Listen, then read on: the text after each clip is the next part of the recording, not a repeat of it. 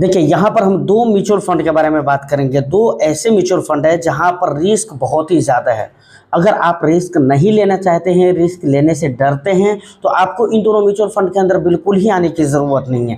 लेकिन इसके ऑपोजिट अगर आप रिस्क लेना चाहते हैं, आप चाहते हैं कि नहीं भाई रिस्क मैं लेने के लिए तैयार हूँ, लेकिन मेरे पैसे अच्छे बनने चाहिए, तो भाई अगर ये इंटेंशन है आपका और इस इंटेंशन के साथ अगर आप आना चाहते हो, तो ये दोनों म्यूचुअल फंड आपके लिए बहुत ही कारगर साबित हो सकते हैं। ठीक है, अब यहाँ पर फ़ायदा क्या है दोनों म्यूचुअल फंड के अंदर, अच्छाई क्या है और बुराई क्या है, उन चीज़ों को भी हम देखेंगे। लेकिन उससे पहले ज़रूरी है कि कौन दो म्यूचुअल फंड की हम बात कर रहे हैं जिसका लेना आपके लिए बेटर हो सकता है। अगर आप हाई रिस्क हाई रिटर्न चाहते हैं तो सबसे पहले उसके डिटेल्स को देख लेते हैं। लेकिन उससे पहले एक चीज़ मैं आपको बताऊं कि भाई देखिए, जब भी हाई रिस्क और हाई रिटर्न्स म्यूचुअल फंड की बात की जाएगी तो आप समझ लेना कि भाई वहाँ पर स्मॉल कैप और मिड कैप को लेकर ही बात की जाएगी, क्योंकि स्मॉल कैप और मिड कैप ही ऐसी कैटेगरी है म्यूचुअल फंड के अंदर जहां पर हाई रिस्क रहते हैं और हाई रिटर्न्स के पोटेंशियल भी रहते हैं। तो यहां पर ऑफ कोर्स हम दो म्यूचुअल फंड के बारे में बात करेंगे, एक स्मॉल कैप है और एक मिड कैप है, यानी दोनों अलग अलग कैटेगरी से। तो हम इन दोनों को आपस में कंपैरिजन तो नहीं कर सकते क्योंकि कैटेगरी ही एक नहीं है, तो इसके रिटर्न्स को आपस में कंपैरिजन करना ये बिल्कुल दुरुस्त नहीं होगा। लेकिन अपनी अपनी जगह पे दोनों फंड ने बहुत ही बेस्ट रिटर्न्स दिया है। चलिए सबसे पहले हम डिटेल्स को देख लेते हैं, फिर हम आगे की बातें करेंगे। देखिए पहले नंबर की अगर बात की जाए तो यहाँ पर आ जाता है हमारी लिस्ट में Motilal Oswal mid cap fund, जो कि मिड कैप कैटेगरी में है। और रिस्क की बात करो तो बहुत ज़्यादा रिस्क लेकर ये रिटर्न्स बना कर देता है, लेकिन अच्छा रिटर्न्स बना कर देता है इन्वेस्टर्स को। तो बेस्ट रिटर्न्स ही हमारा मकसद है। यहाँ पर इसकी ग्राफ देखने को मिल जाते हैं और यहाँ पर अलग अलग टाइम ड्यूरेशन पे इसको सेट करके आप इसकी ग्राफ वगैरह को रीड कर सकते हैं। ठीक है, उसके बाद यहाँ पर AUM देखेंगे तो यहाँ पर AUM 35,734 करोड़ का देखने को मिलता है। एक्सपेंस 0.82% देखने को मिल जा रहा है। उसके बाद एसेट एलोकेशन यहाँ पर इक्विटी के अंदर 96% पैसे लगा रहा है अपने AUM का, डेब्ट के अंदर और डेरिवेटिव्स के अंदर इसका कोई भी इन्वेस्टमेंट नहीं है। हाल फिलहाल में ये कैश भी करके रखा हुआ है। ठीक है, उसके बाद सर जी अगर हम इसके रिटर्न्स की बात करें तो पिछले देखिए शॉर्ट ड्यूरेशन का जो रिटर्न्स है वो हमारे लिए इंपॉर्टेंट है ही नहीं।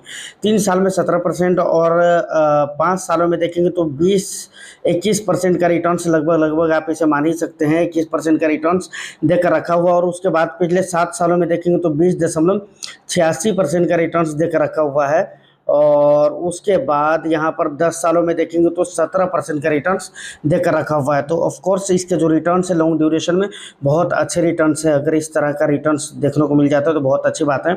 सालाना तौर पे ये रिटर्न्स देखने को मिल रहा है। ठीक है, CAGR की हम बात कर रहे हैं।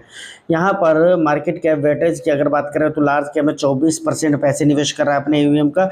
मिड कैप के अंदर 71.99% यानी 72% पैसे अपने AUM का मिड कैप में निवेश कर रहा है। स्मॉल कैप में कोई भी निवेश नहीं है। दूसरी जगहों पे 4.01% निवेश हो रहा है। ठीक है, यहाँ पर अगर आप देखेंगे तो एक ख़राब बात यहाँ पर यह है कि भाई PE, इसके PE को अगर देखेंगे तो 40.13 है।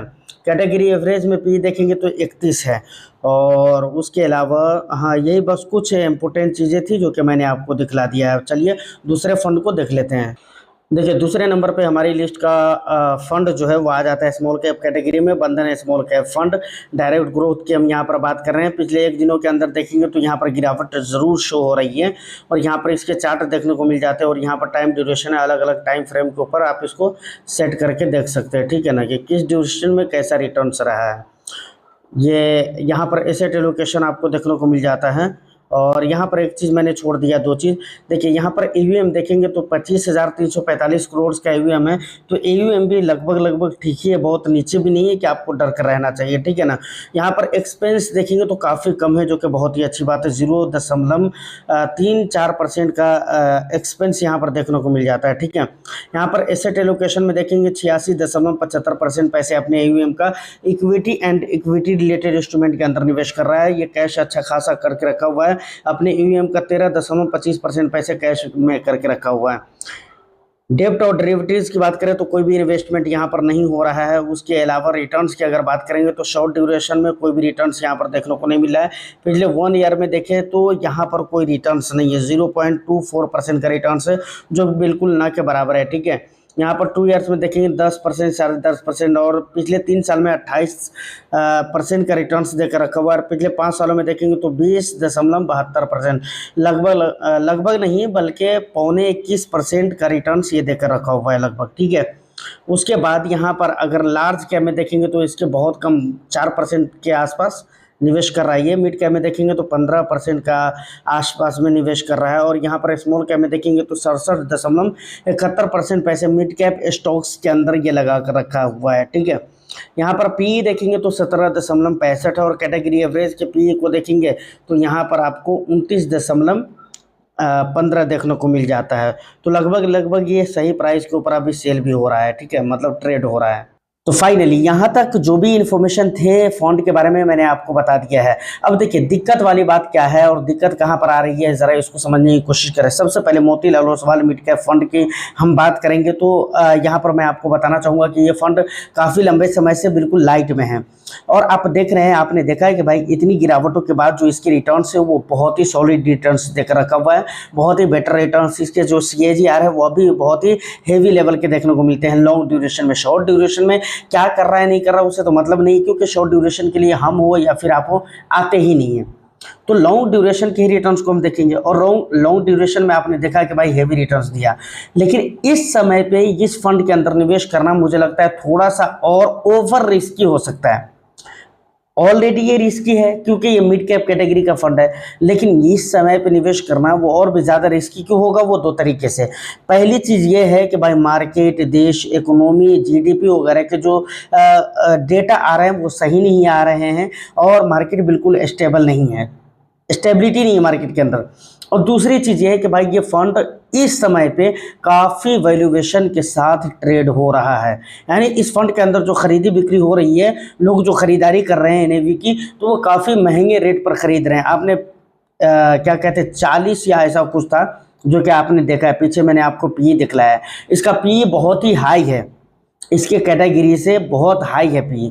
तो यहाँ पर ये दिक्कत मुझे लग रही है। बाकी दूसरी चीज़ों की अगर मैं बात करूँ तो कुछ भी ऐसा प्रॉब्लम नहीं है, बस लॉन्ग टर्म के लिए अगर आपको अच्छे रिटर्न्स चाहिए लॉन्ग टर्म में तो आप इस फंड के अंदर निवेश कर सकते हैं।